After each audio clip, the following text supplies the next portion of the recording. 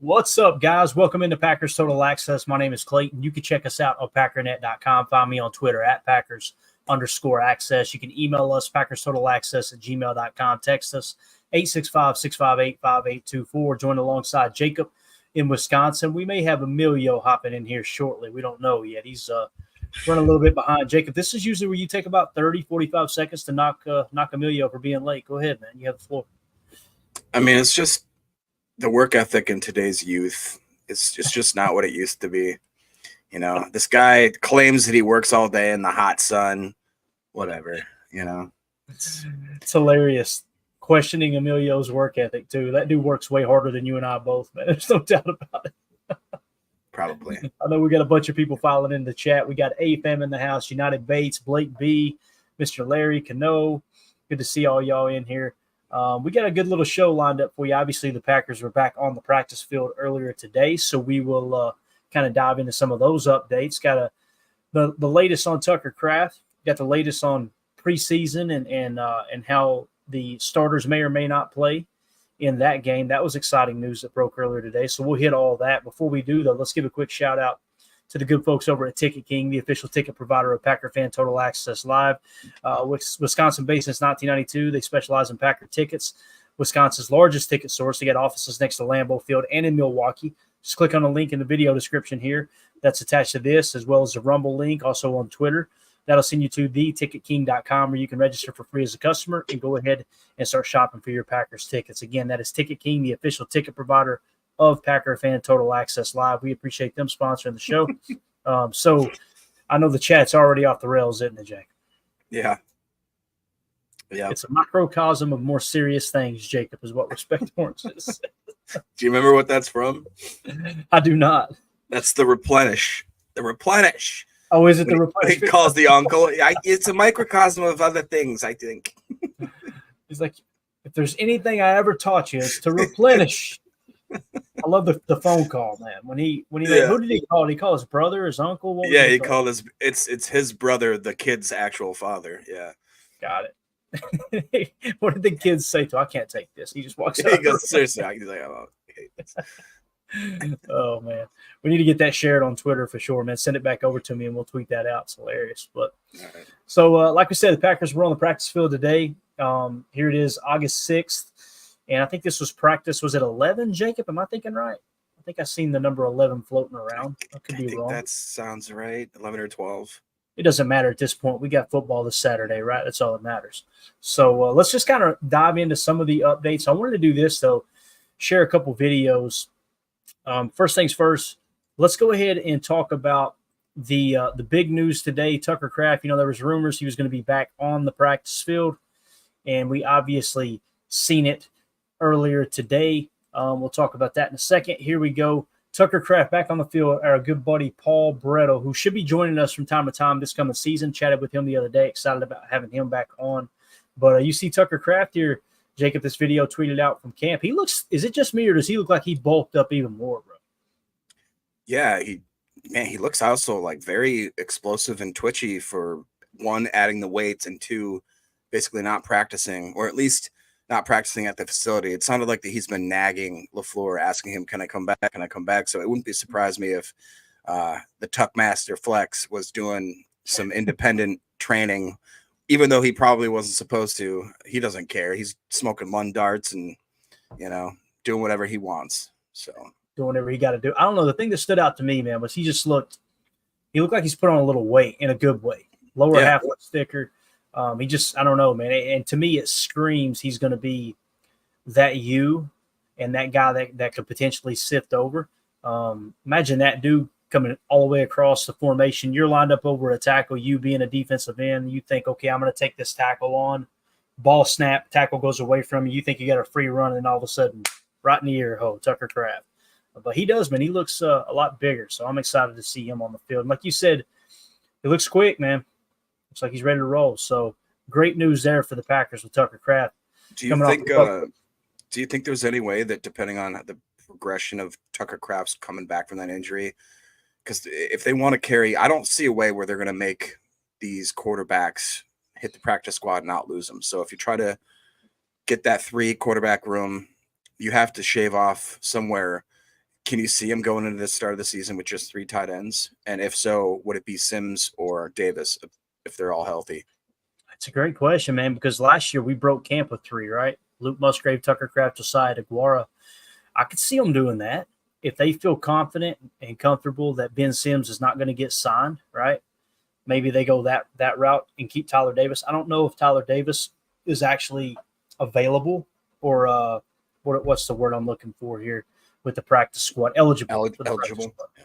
So if that's not the case, I could see them trying to put Ben Sims on the practice squad and just carrying 3. That's something we really didn't talk about last night. We all just kind of said, hey, 4 tight ends, kind of a shoe-in, right? So I see your point there. I think there's a chance of that.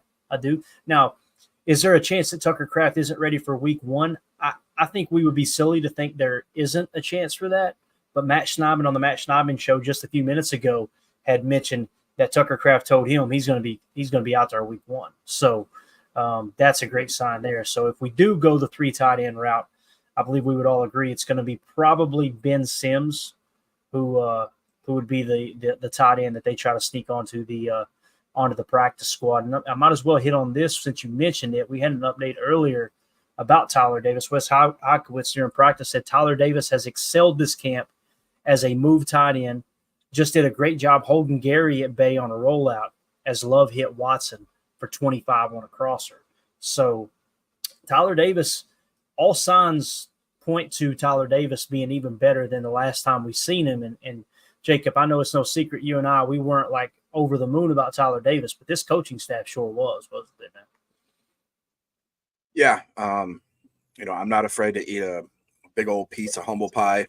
If Tyler Davis comes out, what's more intriguing to me is that it sounds like, and it might be coach speak, you never know with this sort of stuff, but from all indications, LaFleur and other coaches made it sound like he's now not just that special teams ace and the guy that does really unique stuff on more in the blocking game and kind of the unsung hero type stuff, but it sounded like he was actually progressing more as a route runner, as a pass catcher, as a run blocker, that kind of stuff. So basically becoming a more well-rounded tight end. And I'm never going to root against the Packer player's progression. So, right. With all the stuff I've obviously, most of it's a joke with Tyler Davis. There was a few times where I was genuinely upset and mad that he was on early the team. on, right? Yeah, but the guy's done nothing but grind, work through injuries, been a loyal Packer. So yeah, I humbly retract any criticism to TD. And that's the thing too. Like the fact that he's willing to go out there and contribute at a high level on special teams says a lot about his character, right? Says a lot about the team player that he is. Some folks will get 4 or 5 years into their career and they'd be like, hey, look, no, I deserve my shot. I want to go somewhere else and get a shot at tight end, as opposed to just, hey, you're the 3rd string tight end and you're going to be our special teams guy, right? So I think that says a lot about someone for sure. Jarrell Lee in the chat says Tucker more buff, not good for DBs. I can't wait to watch him lower his head on a DB, man. Tony Holman in the chat, good to see you, buddy. He says Tucker has become my favorite Packer. He's right up there for me. That's a jersey I've got to get this year. I think he's awesome. I think he carries himself the right way. He embraces that Midwest football guy mentality, I guess you could say. The lung darts, the bush lattes, chugging beer with David Bakhtiari, all that stuff. He just seems like a down-to-earth. I want to say humble, but we made a joke about it when he was drafted, Jacob. He was he is not lacking confidence, that's for sure. But I do love the fact that he always puts it back on his teammates too. You know what I'm saying? He just seems like he gets it, man. Got a high social IQ for sure. Deadfish in the chat says Kraft has been getting in better shape to hurdle defender more this year. I hope not, Deadfish, but I know what you're saying, man. That was definitely his go-to move last year. United Bates in the chat said, I wonder how, if any, the new kickoff changes what players are kept for special teams. To me, it seems like there'd be a higher priority on linebackers and safeties and maybe even running backs as kick returners. Is that kind of what you're thinking too, Jacob? Like, how do you see that, man, as far as how the new kickoff rules might change what players are kept for special teams, like United Bates has asked? Yeah, I think it'll be more of that bottom 4th of the roster that'll be affected by it, I guess. But yeah, I guess we don't really know until we actually see it in motion, because even in the preseason games, you can tell they're not going full bore. But I think as far as like with the return man, I don't know, because I think that Keyshawn could, with his kind of twitchiness and just picking angles and being able to really move kind of fluidly through those. I think guys like Nixon are great at that, but I could see it becoming more of a guy like a Josh Jacobs or more like a stout running back that has a lower center of gravity that can just have to make, because what's weird is that it seems like it's way easier to just make one or two cuts and maybe one or two broken tackles and then you're through. You know what I mean? Like you got to maybe get the kicker to chase you down, but unless it's Pat McAfee, he probably isn't going to lower the boom. So but at the same time, it does seem like it could be a little more difficult too, because you just have so many guys coming at you at the same time. I don't know what to think. I'm excited to see what it's going to shape up to be, but I don't know. Yeah, with them being 10 yards apart, to me, it's going to be more like a running play than a full steam ahead, kick return play. Could be completely wrong, and I think there's going to be some trial and error. I wouldn't be surprised if a good chunk of the teams by the middle of the year says, the hell with this, we're just going to kick it out of the end zone, let them have it at the 35 or whatever, it's 30, 35, whatever the new rule is. 30, I thought. You mentioned Josh Jacobs here. Obviously, he's back at practice and good to go. Matt Schneidman tweeted this out, man. Check him out on this sled right here. Watch him hit it and then catch it on the way down too. My man. Josh Jacobs looks like he's in great shape.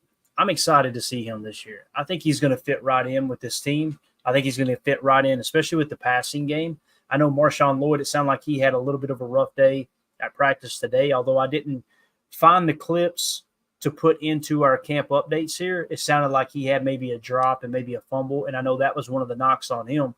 But with Josh Jacobs, he seems rejuvenated and excited to be a Packer. I don't know, man. That pass pro is huge too, as obviously Matt Schneidman tweeted out here. So what do you think about Josh Jacobs, man? What are we thinking here? Do you think he'll be as productive as Aaron Jones, or do you think that's unrealistic, seeing that I know Aaron Jones missed a lot of time, but I mean, that dude what do you have, 5 straight games where he had 100 yards rushing, I believe? Yeah, towards the end of the year for sure. That's another situation where I'm a little bit hesitant to really go all in. I absolutely loved Aaron Jones, will always love Aaron Jones.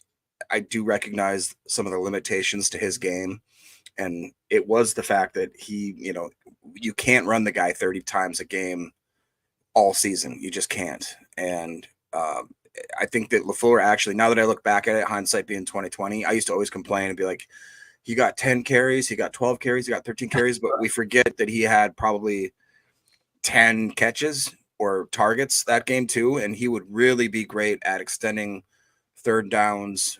He was really good at, I don't think I've ever watched a running back where I'd watch him run into a left side of the line, right side of the line, and you just think there's no gap for him whatsoever. There's no way that he's going to get out of here. And all of a sudden, just whoop, he just somehow pops through the other side and he falls forward for like 5, 6, 7, 8 yards. And he just, dust off, first down. And I will miss that part of the game. I don't know. I haven't watched Jacobs, to be honest, that closely ever, because, he's on the Raiders. What do I care about the Raiders? When he was even in Bama, you guys know I'm not the biggest. I knew that you had to put some respect on his name because he was one of the best, if not best, running backs of that draft class. So I have high hopes for him. I think the one thing that people could be sleeping on is they did not use Josh Jacobs basically whatsoever in the passing game in Oakland or Vegas. So I think that could unlock an absolute gem to his game, which could maybe even surpass what people think about. Right now, they think of him, I think, more as just a north and south guy that can cut well, big bodied back, but I don't think they realize he's really good at catching the ball out of the backfield. So, yeah, definitely. I think Josh McDaniel definitely did not use Josh Jacobs to the best of his, ability, I guess you could say. Yeah. I know Gruden's an old. I think wasn't Gruden the head coach when they drafted him? Am I thinking right? So it was pretty sure. It was Gruden and Mayock, that drafted him. And what it tells me, though, the fact that Goody was so aggressive in going and getting Josh Jacobs this year and the money that they paid him, albeit the guaranteed money's pretty much over after year 2, roughly, so you can get out of it pretty easy. But it tells me that they hands down had him as their best running back in that year's draft. And many times that's what happens in free agency is these GMs, they go back and they look at their draft grades and go, okay, yeah, this dude right here, he's worth the swing on, right? That type of thing. So Makes sense for sure. Ben Holden said, "I'm back. I put myself in timeout for previous comments on the podcast." Hey, Ben, like it, man. That's how a real man governs himself, right, Jacob? We don't do that here, do we? At all. Yeah. No, usually YouTube's the one that cracks the whip on us. Yeah, you got that right. Polly J says, y'all help Clayton out. Smash that like button. Thank you, Polly. Appreciate it, man. Yeah, just take a quick second, hit that like button. Help other Packer fans find this channel and find this content. We appreciate y'all spending the evening with us here. Let's see here. Blake B in the chat said, looks like Adrian Amos signed with the Jags, reunited with Savage. Hey, Godspeed. You guys tear it up down there. I think we all got tired of seeing that duo there for a bit, but that's just me. Listen, Adrian Amos was a good signing. He was. When they first signed him, he played solid. I think, changing schemes up didn't help. Obviously you got to learn a new scheme. You got to learn a new rule set, especially when you're playing a very matchy defense like Joe Barry likes to run. I think he served his purpose here, but I'm not an Adrian Amos hater. Not that you are, Blake, but that's Jacksonville safety room must be pretty rough down there to go out and sign both Savage and Amos. That's for sure, man. So I think we would all agree that the safety room here in Green Bay got better, and that's all we care about, right? So, all right, next thing, too, that I wanted to hit on here real quick. I love these videos everybody's tweeting out, man. Wes Hodkiewicz had this one out, and you got Jair with Derek Ansley. Yeah, I love this. Secondary coach. Yeah, and they're out there. And what's he working on, Jake? Press, right? Up on the line, right? And you can see Jair doesn't look very comfortable, does he? No, they're working on that initial pop step, right? Or how to react to the receivers move, wasn't that Jair's biggest knock? Is that he didn't like he likes having a little bit of a buffer. Yeah. That was his words, not mine. He said he hates playing press. He likes to play off, and they were trying to get him to do that more. That's why they brung in Greg Williams, I think was his name. They brung him from Arizona to work with him specifically on that. Now Joe Barry took all the heat that it was his idea for Ja to play off. It was amazing. You'd have a play where you're in the nickel set. Every corner's playing bump except for Ja. Ja's playing off, and it's like, hey, one thing is different here, right? So I think they're going to be a little more aggressive with that. Now, what's funny is when this move was made to Jeff Hafley, the majority of the press and the media were talking about there's going to be a ton of man coverage. I don't know if you're following along with the coverage from camp. Now everybody's going, I think we're going to see more zone than we thought we were going to see. We've been talking about it since day one, and it's not because any of us are geniuses. You can listen to us for 10 minutes and know we ain't got two brain cells to rub together. The numbers are the numbers. In the NFL, there's not a team that just runs predominantly man coverage. It doesn't happen. Every team played more zone coverage than man coverage across the slate last year in the NFL. So everybody's kind of coming back down to earth and separating themselves from the emotions of we hate Joe Barry to now they're realizing, oh, crap, okay, we're not going to be playing all-man coverage, right? So one of the things that Jeff Hafley, I think you're going to see with this defense, they're going to break on the ball a lot better, though, Jake. I really do. Because I think they're going to get better coaching in that regard. You guys know I didn't think it was the scheme that was the problem. You'd look up and you would see guys just playing, whether they were playing off or not, the ball in the air and them still not adjusting and attacking the ball. That definitely falls on the coaches too, like we said. But really excited to see what Derek Ansley and Jeff Hafley can do. I've talked about Derek Ansley probably more than any other podcaster, and the reason being this dude's got defensive coordinator experience, and now he's coaching the DBs. He knows exactly the position that Jeff Hafley's in right now as a coordinator. And when you get multiple people who have experience with that, which to me, that's what's wrong with the world today. You've got people that come out of school and they're put in a position they have no experience whatsoever, whether it's running a business or an organization or what have you. And all of a sudden it's like, okay, you're telling all these people what to do and you've never been in their shoes. The fact that Derek Ansley has been a defensive coordinator and now he's the DB coach and passing game coordinator, if I remember correctly, on defense. And he's there kind of as one of the right-hand men to Jeff Hafley. It's huge, Jacob. It's absolutely huge, man. You've been in the restaurant business for a long time. You know what it's like. They bring somebody in that ain't got a clue how a restaurant's run. When honestly, you could probably look at the bartender or a server and they could do a better job managing because they've actually been in their shoes, right? Yeah, I think actually Ryan highlighted how, and after actually listening to the Michael Lombardi, well, now I'm on his second book. I literally don't remember what both of them are called, but they're really good.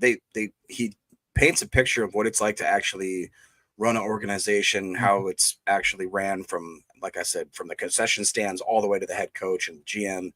And one of the things he talked about was how underrated having a great coaching staff is. And Ryan had a podcast about how the Green Bay Packers this year somehow have maybe like 5 or 6 guys on a staff that could be or have been or could be in the consideration of being a head coach or a defensive coordinator, like guys that, like you just talked about, Ansley, and there was a few others that they took, I don't want to say they took a step back in their career progression, but I think they all recognize, hey, we can work together with a crazy good program, squad, whatever you want to call it, organization. And they recognize that, I mean, this might be the most highly respected coaching staff that we've had in a long time. We got used to with the Mike McCarthy days of old, where he would not, you had to burn his house down if you wanted to get fired. Like, Right. And I don't know exactly how LaFleur's been. I think that he's brought in some good talent. We've obviously seen there's some guys that go other places and didn't have the greatest successes. Some people claim that was tied to Aaron Rodgers, whatever the case may be. But I think that it's definitely, I'm excited because I think that, like you talked about, there's coaches that know what they're doing. They've seen what to do, what not to do. And they're now not focused on necessarily even a whole team or a whole squad, whether it's offense or defense. Most of them are focused in on a position group.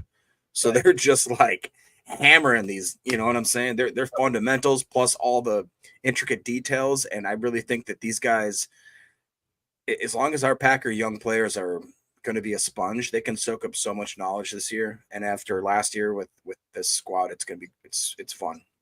Definitely. So we had this tweet come down the pike earlier today. We had Ober Sports at Ober Sports, OBERSPORTS. Go give them a follow. Love with an absolute dime to Watson on the run, just out of reach of who I believe is safety Anthony Johnson Jr. So let's let this loop a couple of times. What's love on the run here? A little boot action. Dot. I believe that was Anthony Johnson Jr. too. Mm-hmm. And he wants that one back. But, man, again, at full extent, you couldn't put that ball in a better place. Love on the run here, man. He's still got that. That's probably his best. It looks just like Aaron Rodgers. The way just the way he torques his body. And you see the look at the offensive line. When we talk about marrying up the run to the pass, look how the offensive line, it all looks like a zone left run. You see it? Yeah, everybody moving left. To the point where if you watch the right tackle, I believe that's the right tackle. Or is it? Yeah, it's not a tight end, right? Is it a tight end? He contained Gary. Yeah, I think that's the play with that's Tyler Davis we were talking about. Okay. Can you make that full screen by chance so we can just maybe see the play a little bit? There you go. It's about the best I can do. Is that all right? Yeah. Because look at that. That's Tyler Davis. That's Tyler Davis. Yep. Just like I said, I've always been a Davis fan. You know what I mean? I always knew the kid had it. Shoot, I got his jersey right back here somewhere. I love it. So again, just it's cool to see a clip there of Love with that play action. Man, he looks good. He looks healthy. He looks strong. He looks like he's strong. Did you see the release? That wasn't just like it's a kind of across his body, but look at the sidearm. Like that was. People just say there's only Patrick Mahomes can only make that throw, and now Caleb Williams is the only person in the NFL that can make. I was like, dude, the only person in NFL history to do it was Caleb Williams. That's what'll be said in Chicago. I promise you that. Lord. But yeah, Respect Orange just says I believe in that guy since day one. LOL. Hey, real quick, did you see that awesome clip of Caleb Williams where he's bragging about his signing bonus, and then yeah. I mean, it's not that he bragged. Apparently, they asked him to do it, but it's like. I'm telling you, there's something about this guy that's not right. He is too into himself. He is too into the aura of his own. That's a tradition that most camps do. They make the rookies get up there and tell their signing bonus. No, I know, but there's something about him. He's just different. It's weird. Yeah, dude. For me, it's been like that for 2 years. I've said this about Caleb, and I've taken all kinds of heat for it on Twitter. Like he does not come across like one of the greats. And what I mean by that is you never seen Peyton Manning doing the stuff he's doing. You don't see CJ Stroud looks like he's going to be an absolute stud. He doesn't act like that. He acts like a leader. It just seems like he's self-consumed. He's very I want the attention. I want the attention. You know, people were talking about when he played at USC. And listen, I am pro NIL. I've caught hell over that too. I love the fact that the players are the college athletes are getting paid now. I feel like it's always should have been like that. It was so weird to me that they weren't even allowed to sell their own autograph, but the NCAA was able to make millions, maybe even billions off of them, right? And it drives me crazy that they weren't allowed to participate in free market enterprise. But they were talking about how when you rode into LA, Caleb Williams billboards and everywhere and stuff. It's just like, I don't know, man. I don't know. You know what I just thought of is he seems more like he plays like when we watched the draft combine. Remember what you do is that Dylan Lobby where we just hate him because he looked like he ran the 40 and then he looked in the camera and he was like, and it was like, I feel like Caleb Williams plays harder for the camera than he will for his team. It's all about his highlights, his clips. What did I look like on Sports Center? You know, did I have a cool celebration? Were my nails done right? Like, and that was a big talking point was the nails. Guys, I could care less about that. Full disclosure, because I got to choose my words wisely here. I was just going to say, what's happening? I paint my nails every day, all right? Mandy buffs them off before I go to work. Many people turn that into a sexual thing, right? I could care less. I could care less about what someone believes or want to do, or that's their business. Who the hell am I to say someone can or can't do that, right?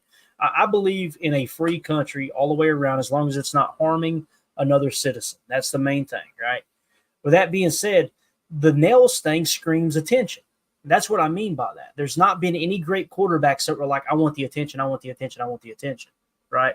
It's usually like we talk about, you absorb criticism and you redistribute praise, right, to your teammates, and you shine the light on other folks. It's just weird. I don't know, man. Listen, he's got all the talent in the world. Although last year, many people like to just go, last year was just a down year, man. That wasn't a great year by Caleb Williams last year. So it's like, you know, yeah, that's another thing, Blake. And again, we're not getting into all this. All right, guys. But I'm just telling you, if I was in the huddle with someone and it came across to me like, hey, listen, let's say you're an offensive lineman. Go out there and you risk the cut blocks where guys are literally trying to end your career with cut blocks, right? And you got to go out there and give me everything you freaking got. And I don't want to hear a peep. I don't want to hear a word out of you. You just shut the hell up, do what I say, and we're going to go down here and score this touchdown. Oh, by the way, where's the camera?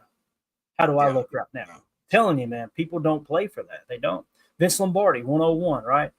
You know, what do you say? What do you say? Battles are won in the hearts of men. Yeah. Once you've won their heart, they'll follow you anywhere. You looking at the camera and you worrying about, you know, how you look and you getting yours and your signing bonus, that does not inspire people, man. It doesn't. It doesn't. And again, the training camp video, that's a tradition. They do that every year. I got it. It's all good. But it's just, I don't know, man. I'm glad he's not my quarterback, as I'll say it. And if I was Chicago this year, what I would have done personally, I feel like Jaden Daniels, right, and Caleb Williams were close enough, in my opinion, that I would have tried to trade down to number 2. And then if Caleb was still there, okay, great, we'll take Caleb if Jaden Daniels goes number 1. But I think that long-term Jaden Daniels is going to be a better leader, but Caleb Williams probably had a little more talent. But, you know, it is what it is. I hope he flops flat on his face, not because I hate Caleb Williams as a person. I just do not like the Chicago Bears. It's that simple. So I don't like him as a person, so I'll go on record for that. And I get it. I totally get it.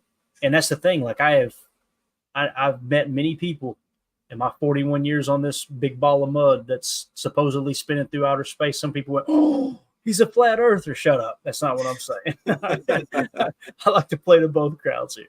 But it's just, I don't know, man. I've never met anyone like that I go, that's a good guy. You know, Johnny Manziel. If you guys haven't watched that documentary on Netflix, say that. Yeah. That was, I thought the Netflix documentary was going to be this dude learned his lesson. He had to hit rock bottom. He straightened it out. And it's like, not at all. That dude's just a selfish person.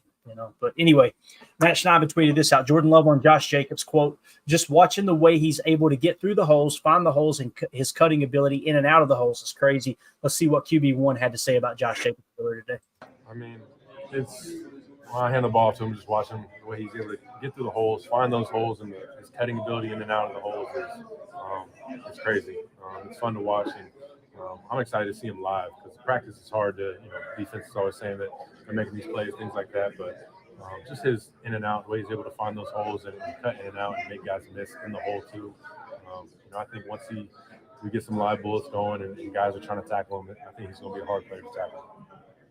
All right, so obviously Jordan Love fired up to have Josh Jacobs in that backfield with him, man. I'm excited to see what he can do for sure. So with that being said, Jacob, you want to get into some practice notes here, man? Yeah, let's do it. All right, here we go. So first things first, Wes Hockowitz tweeted out, LaFleur said in the presser before practice, ideally we'll have everybody padded up. Just how much they play is the real question. You're going, what's he talking about? He's talking about preseason game 1, fellas. That's what he's talking about. Wes Hockowitz also tweeted out, LaFleur, quote, reevaluating the last couple years, last year having all the guys play, I think was beneficial for us, especially week 1. Obviously, we'll be smart with those guys. Last thing we want to do is put guys at risk. Now, he's talking about the starters potentially playing in the preseason game, right, and what the plan is there. He went a little more in depth and said Zach Tom will not play in Cleveland, which that's no big surprise there. I hope they don't play him until week 1, me personally. I don't think there's any reason to rush him back. If there's a player on that team and specifically on that offensive line that's ready to go week 1, it is Zach Tom. But he also said Jordan Love will play in this Saturday night's preseason game. So we've talked about this every year, man. This is a big topic. And, the people that say they need to be playing preseason, you would not hear a peep from them if someone got hurt playing in that preseason. But also the people that think, hey, they shouldn't play in preseason. If they come out in weeks 1, 2, or 3 and they lay an egg and they don't look like they're ready, they're not going to be sitting there going, yeah, they should have played in preseason. You know what I'm saying? But how do you feel about it, man? It seems like a new day. Obviously, we did this last year with the preseason, gave them a little more playing time, and it seemed to get off to a little bit better start. Obviously, week 1 against the Bears, coming out and dominating that game. Yeah, I think there's a little bit of a difference from this year from last, just because it was so new. Love had never been with this offense, this team. It's the youngest team in the NFL. The wide receivers were so young. They had no idea, the connection in live game speed. I think that this year it's fair to say that everybody's taken a really big leap. Jordan Love, especially, first and foremost, the wide receivers, even the guys that now are second-year players that are going into year 3, guys that were rookies last year going into year 2. That's a massive, big deal. There's very few rookies that we're asking to step in and be really big, like instant playmakers. I'd say maybe it'd be Jordan Morgan and Bullard. And you could argue maybe a few of the linebackers or a couple other secondary guys. But other than that, we have mostly people that have been through it. They know what to expect. Not much coaching staff change other than obviously on the defensive side of the ball, but they seem like they were soaking that in like a sponge. So I just feel like that this team right now is clicking at a point where they shouldn't necessarily. I don't want him to take a step back. So we've known what about Jordan Love is he takes maybe a little bit to get going. So yeah, get him all the experience we can get. We've talked about how we thought maybe it would be they play a drive or two in the first preseason game, then maybe play a quarter, and then maybe do another drive if that, but maybe probably not play another down. I think it's smart if he plays them for maybe a drive or two next week, maybe plays them for 3 or 4 drives, and then after that, maybe take it by.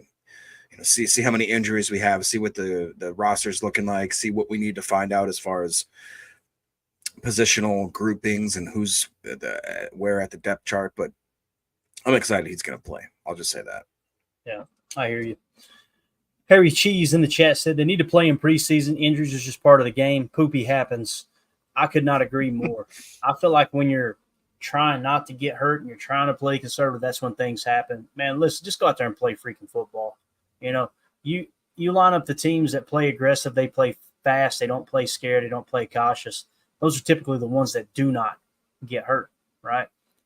That's just me personally. I kind of see it that way. And you can protect them with it being preseason. You can tell Love, hey, look, here's what we're working on. The play breaks down, get rid of it, throw it away. Don't try to be a hero out there. It's just preseason, right? But again, I can understand the people that are, not up with it. Randy Cleaver says, I'm good with a series or two. That's it. To me, that makes the most sense, Randy. Get out there, get the timing down a little bit, get the snap count, all that good stuff, and get them out. I think it makes a lot of sense. Bill in the chat, good to see you, buddy. He says, I wouldn't play Love without Tom. That's another factor too, Jacob. Like Tom not playing at right tackle, you go out there and you put Andre Dillard in front of him or Kadeem Telford in front of him. He has one of those watch out blocks, where they just scream, watch out. Next thing you know, Love gets plastered. And I don't even want to think about that. But great point. It is a great point for sure. Respect Orange says, yeah, after family night, I'm all right with first team doing 1 to 2 series. Is that kind of how you're thinking, Jacob? Mm-hmm. Yeah, that's what I was thinking. All right, good deal. So there you go on that. Next, swing tackle. We were just kind of talking about it, right? So when it comes to the swing tackle approach here, Wes Hokowitz says the floor on the tackle competition amongst Andre Dillard, Kadeem Telford, Caleb Jones, Travis Glover, and Luke Tenuta. Quote, right now we're trying to figure out who's going to be that third tackle. It's a heck of a competition right now. To me, this is the big concern with the offensive line. I think it was you last night, Jacob, we're talking about you were worried about the interior. It sounds like Sean Ryan could potentially be the backup for all 3 positions, right guard, center, and left guard. I'm not so concerned with the interior offensive line. I'm worried about that third tackle, that swing tackle, me personally. Out of those names right there, if you had to pick one right now, like you say, a water gun to your head, who would you pick out of those tackles? Andre Dillard, Kadeem Telford, Caleb Jones, Travis Glover, and Luke Tenuta. Who do you want as your third tackle, your swing tackle, in case Rasheed Walker or Zach Tom gets banged up in a game and you got to plug and play somebody? If I had to pick based on who's had the most practice time and availability right now, I'd go Kadeem Telford. If I had to do it based on who I think would end up being a better player if they got the time and the practice, I'd say Caleb Jones or Luke Tenuta. Gotcha. What's funny is I think mine would be Andre Dillard. Believe it or not. Really? Yeah. I'm eager to see what they can do with him this year because obviously he was the 19th overall pick. He hasn't panned out everywhere he's went, and that's not a good sign, don't get me wrong. But he's got experience starting at left tackle. It sounds like I think he might have played a little right tackle as well. But it tells me the Packers had a fairly high grade on him. He's got the physical tools. He's got the traits. Sometimes that's the main issue, right? Is just having that talent and ability to be able to play at this level. I don't need him to go out there and be gangbusters. I just need someone who's got the physical ability to slow down that pass rush. Because the beautiful thing is, if it is at right tackle, right, and I'm talking specifically right tackle right now, if it is right tackle, then Love can see that rush coming, right? If for some reason Rasheed Walker went down, I personally would rather Zach Tom kick over to left tackle and plug in Andre Dillard to right tackle, just based off what I've seen so far. Outside of that, I think they got a lot of faith in Luke Tenuta too, but like you pointed out, it just doesn't seem like the practice time matches that, does it? Yeah, no. And the one thing too I'll say about Dillard is apparently smarter guys than me have said that he's been horrible at right tackle. So just specifically, and they said that they actually moved him to be the backup left tackle because he's apparently fared better in that position. But really? I still think, yeah, it'd be Telford or Tenuta for me. I would still like to think that Donovan Jennings could make a play, but he just doesn't seem like he can get healthy right now. So I feel like Jennings is going to be one of those guys that probably makes the practice squad if he's even lucky for that. So, yeah. And speaking of getting healthy, here was the injury report earlier today.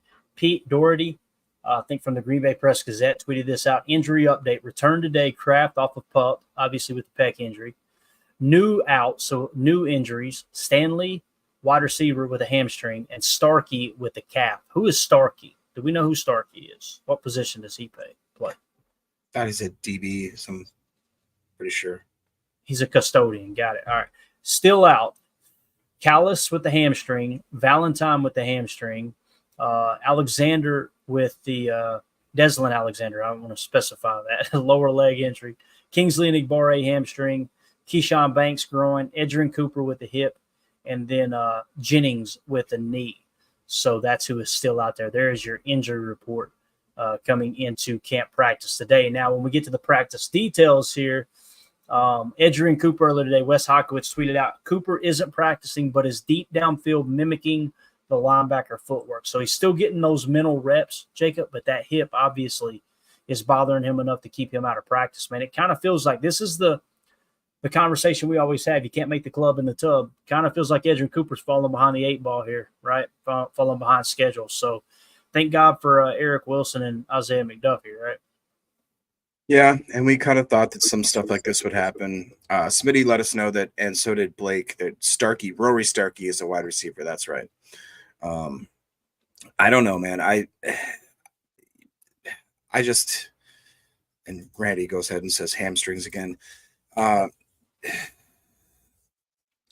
don't know what to think, man. I just know that I think we're lucky to have the depth that we have. You know, Cooper, I would love to have him to see the field, but like you talked about, I just can't.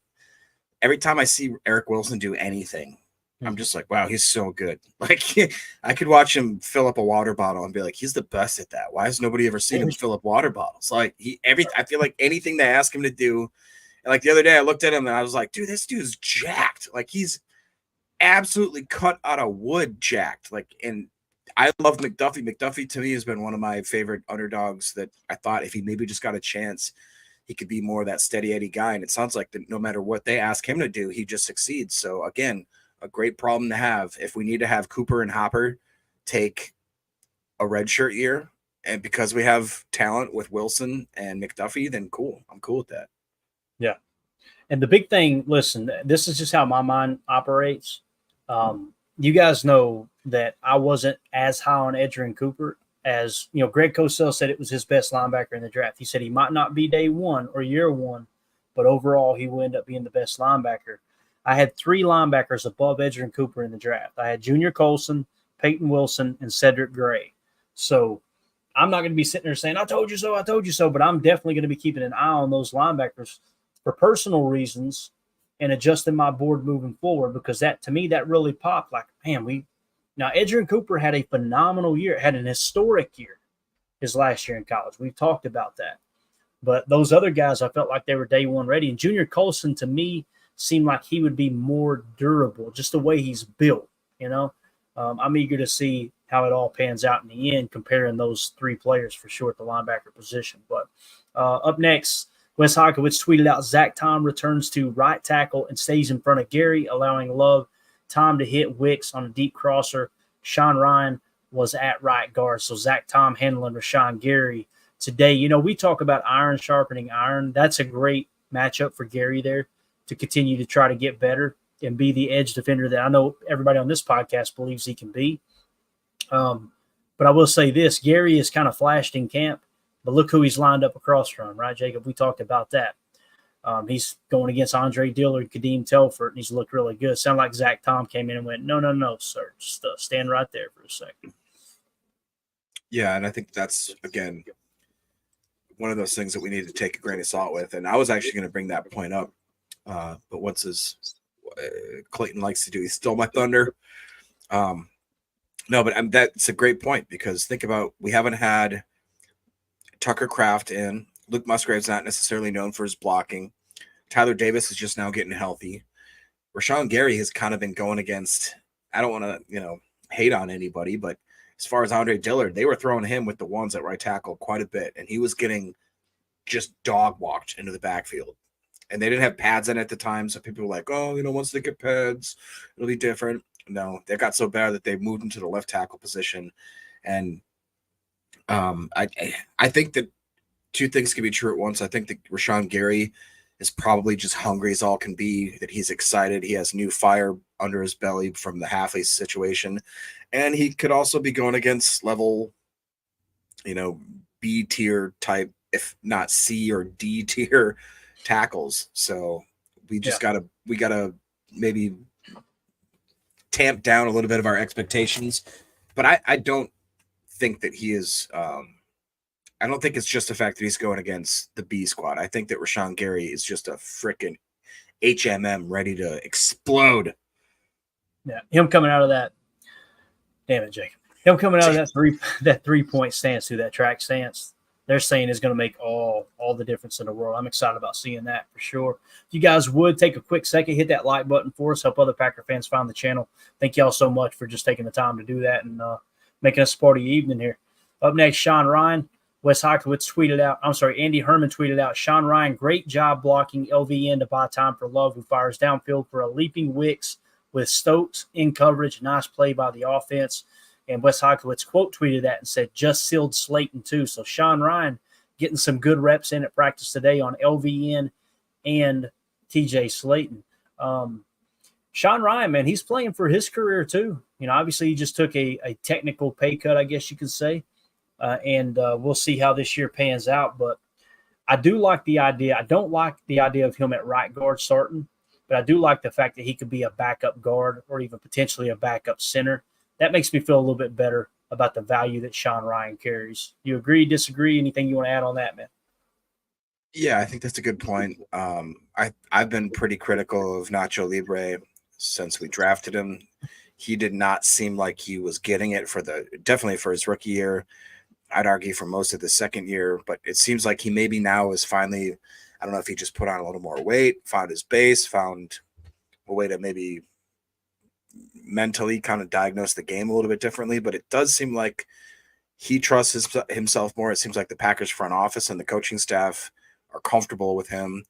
Like you just said, Clayton, that'd be cool if he was maybe our swing interior guy. Like you said, you could pop into left guard, right guard in a pinch. I know that they've said that I've seen posts that Ryan was actually taking some snaps or giving some snaps, I guess, at center. So if that's the case, that is a guy that, he's not on the level of like a Royce Newman or a Dillard where I don't want him on the team. I think that he still has a benefit. He's at the back end of the roster though, for sure. Yeah. Got it. All right. We got some connection issues right now. Hopefully it's still coming in clear. We'll try to battle through that. Everything looks good on our end. It might just be some storms in the area or something, but Wes Hikowitz tweeted out, Musgrave catches an out to open team. Jair breaks up comebacker for Watson. So they got Jair on Christian Watson. I love the fact that they're getting some work together there. You always want to see the ones on the ones for sure. But Jair on Watson there with the breakup. Did you Milio, we got a little feedback there, bro. Just a touch. Might be your phone, maybe. Got it. Okay. There we go. We're good. Milio, how you doing, sir? I'm good. Happy to be home. I bet you are, man. You've been working. Did you wash your face? Did you wash your face? Yeah, real quick. I still need the shower. My man. Hey, thanks for hopping on, dude. We appreciate it for sure. Always. All right. So as far as Jair, he put a Instagram post out last night, and I had kind of screenshotted it and tweeted it out. Oh, you got feedback again there, Emilio. Not sure what's going on, but my man works his tail off to get home, and then appreciate you, bud. All right, so Jair put a Instagram post out last night, and it was basically like, I'm paraphrasing, but he said something along the lines of, "It has nothing to do with me; it's all God." And then Jordan liking the Instagram post. Seems like Jair's in a much better place this year, which is really exciting. Now, me, I like to tweet that stuff out because I'm not going to sit here and be shy about my faith. I'm a Christian and I'm not ashamed of it. I don't care what anybody believes, but they're not going to tell me that I can't talk about what I believe. I'll tell you that. It's amazing how 2 or 3 people got upset that I said that out. I'm like, I didn't know what else to do other than send the Billy Crystal where he hands the tissue box, Like, I don't know what to tell you, bub. Like, right. I thought it was cool. I thought it was cool that Jair's kind of opening up with stuff like that. It just seems like he's in a really good place. And it's not in a place of me. This year it's a kind of everyone else type thing. I think it's awesome that QB1 recognized that as well. Right. Well, he's got that band, right? He is second. Yeah. It's big too. So. Yeah, love everything that no pun intended, love represents for sure. All right, let's get into team drills real quick. We're going to start at the bottom. That's in order to the best of my knowledge. So Wes Hikowitz fired off a series of tweets during team drills. Says first 3 1 snaps go to Bullard. So he was with the ones, Jacob, your boy Javon Bullard. Then Williams came in to play alongside 29, obviously talking about Xavier McKinney. So it sounds like that safety race is narrowing down to Javon Bullard and Evan Williams, which is really exciting. I'd be okay with either. Obviously, you'd rather the second rounder pan out, before Evan Williams. But at the same time, it's just nice to know that they're both performing at a high level. Wes Hykowitz said, team ends with Hopper blitzing and pressure breaking up the play, slate and possible sacks. So there you see Tyron Hopper getting to the backfield with a little blitz action.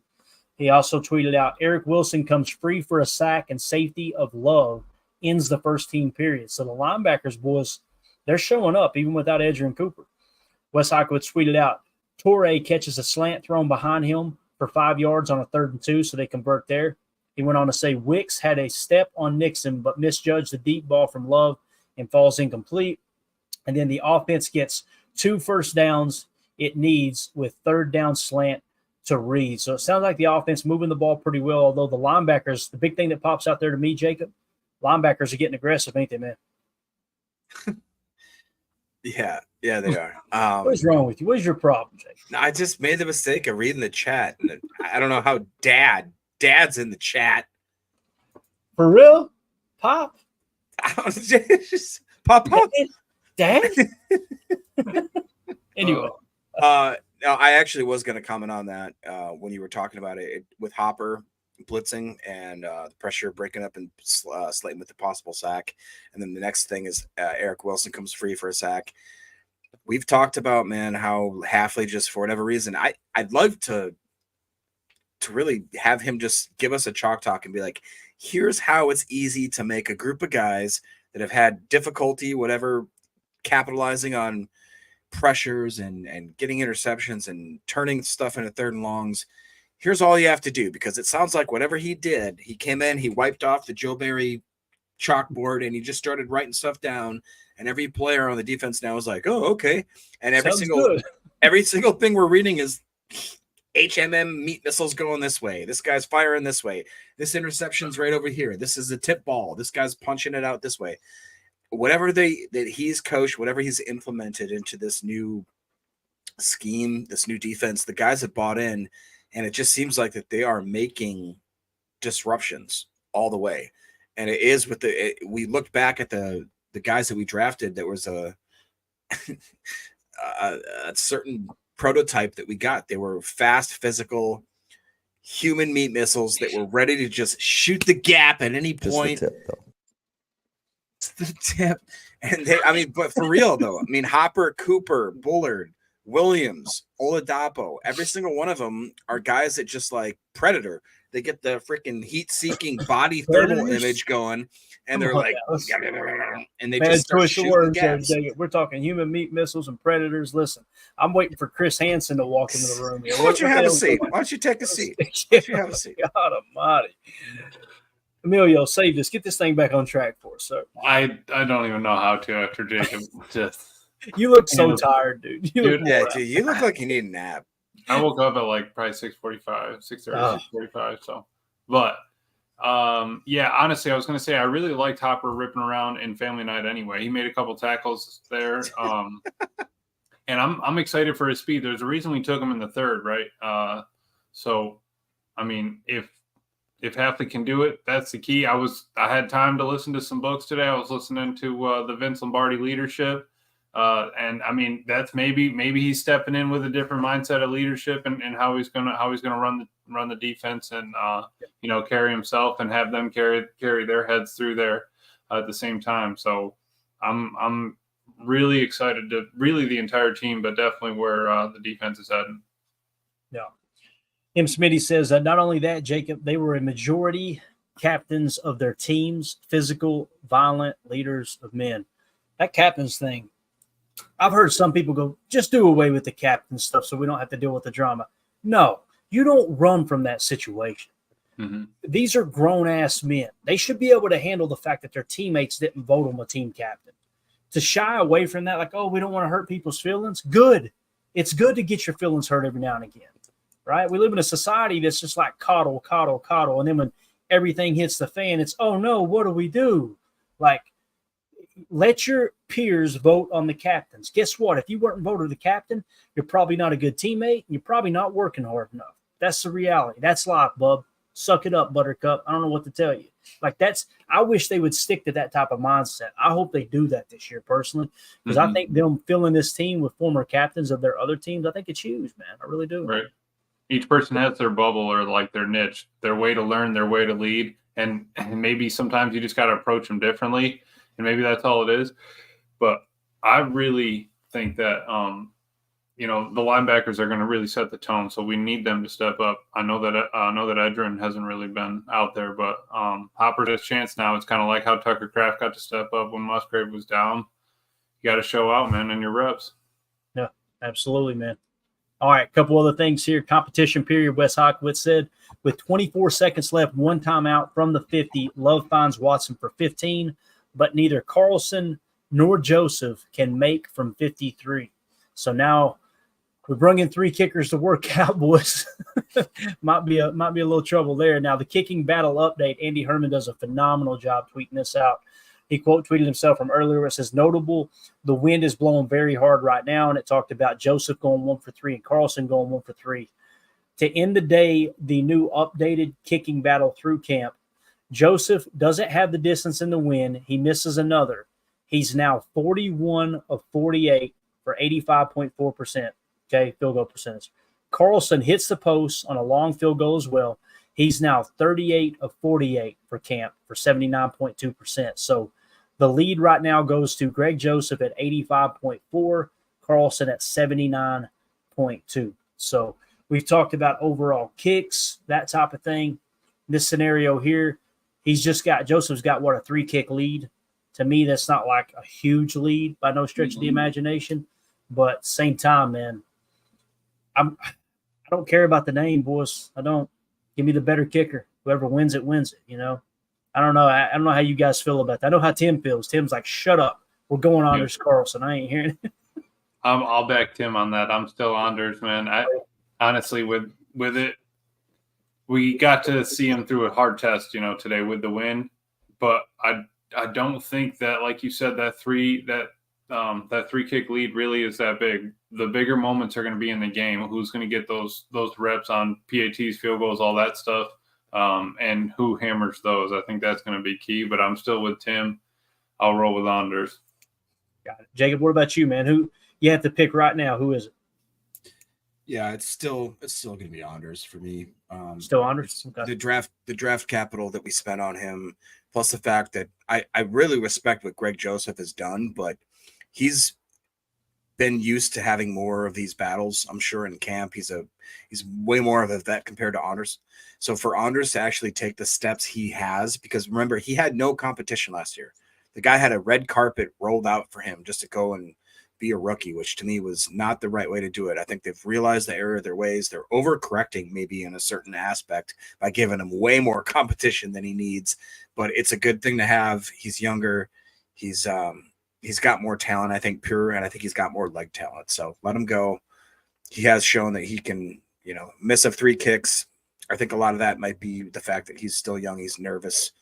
He'll get better with time. Could be. The chat's very vocal here. Dennis Shook said sub 80% is simply unacceptable. I can respect that. Respect Orange says rooting for Carlson, but 38 of 48 is tough to look at. He goes on to say that's 10 to 30 points, right?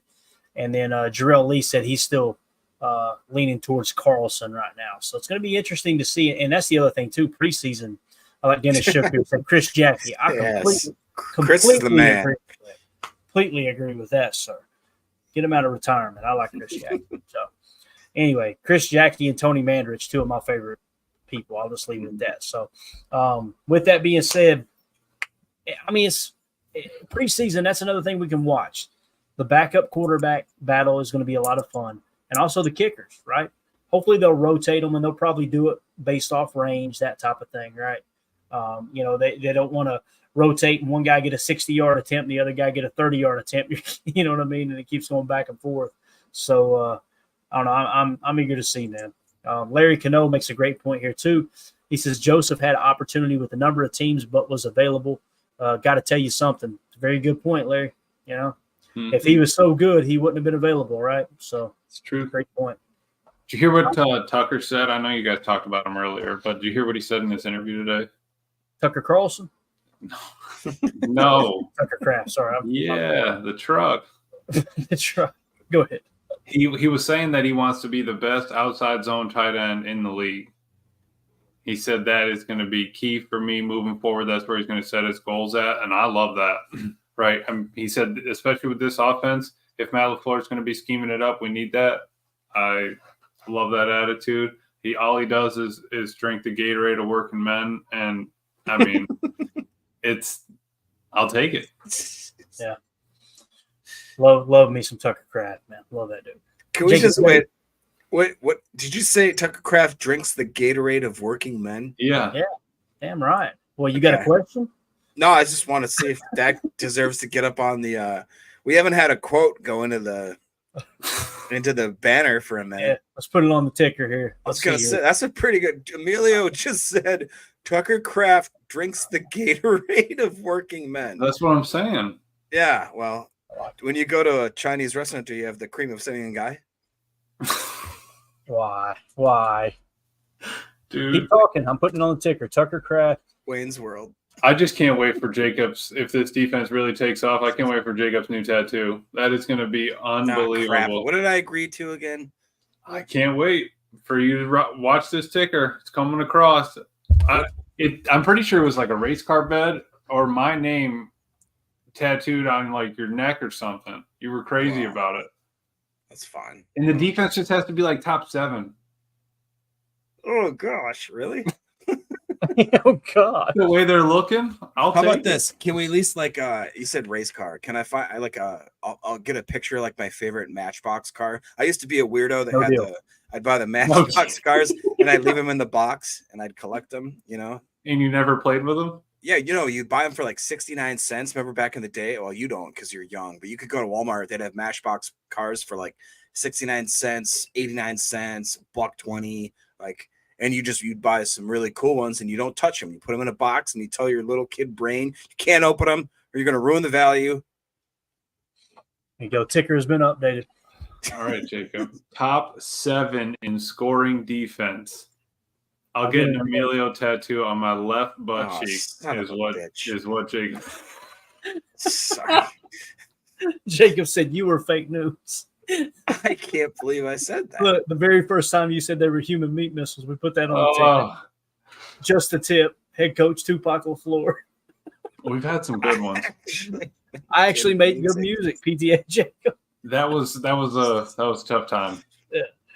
They're winning 14 games, boys. Book it. PTA 10. I like that one too. Third and Wicks. Nice. Oh man, there it is. Tucker Kraft drinks the Gatorade. Freaking man, I love it. That's a good one. We've reached that point where the show sucks. So anything else you guys need to get off? Good. All right. Quick little look at the calendar here. Obviously tomorrow's the 7th, so we got another 10:30 a.m. Central Time practice. So we'll be back tomorrow at 7 p.m. Central to talk everything that happened at practice, give you guys an update on all that stuff, just the same as we did today. We'll be back again the 8th and the 9th as well. Obviously, the Saturday night, immediately following, there's going to be a 3:25 Central kickoff against the Cleveland Browns. Immediately following that game, we're going to be going live with a PTA post-game show. So we'll be bringing you all of the news, information. Hopefully there will be zero injury news to report, and we will get a nice little look at, like I said, this backup quarterback battle. We'll get to see a little bit of Jordan Love and some of the starters, right? So it's going to be a lot of fun for that post-game show. Also, with the post-game show, we're going to do a giveaway, all right? We're giving away a copy of Take Your Eye Off the Ball 2.0. So if you're interested in making sure that you're on the pinky wheel that we're going to spin to land on one of our Patreon members, just scan that QR code in the upper right. If that doesn't work, we've had some people having problems with it. Just go to patreon.com/Packer Fan Total Access. Anyone who is a member of one of the 3 tiers in our Patreon group, we're going to make sure everybody's name is on the wheel. We're going to spin it and give away a copy of that book. We've also got some really cool merch coming up, memorabilia, all that good stuff. Smitty says it's rigged. Eric Sutherland isn't in here. Smitty's going to hold the banner high. So there you go. I've told y'all 1,000 times, this is the safest, most secure giveaway in fan history. All right. So that being said, we're out, guys. Thank y'all so much. Emilio, dude, you're dedicated. I mean, you came straight in from work. Really appreciate you, man, for sure. No problem. Happy to be here. Let's see, say, let's go be the Gatorade of working men we want to be. I like it. Leave that up for me. For those of you listening on the pod, thank you for making us a part of your day. As always, let's go be the Gatorade of working men we want to be. Go Packers.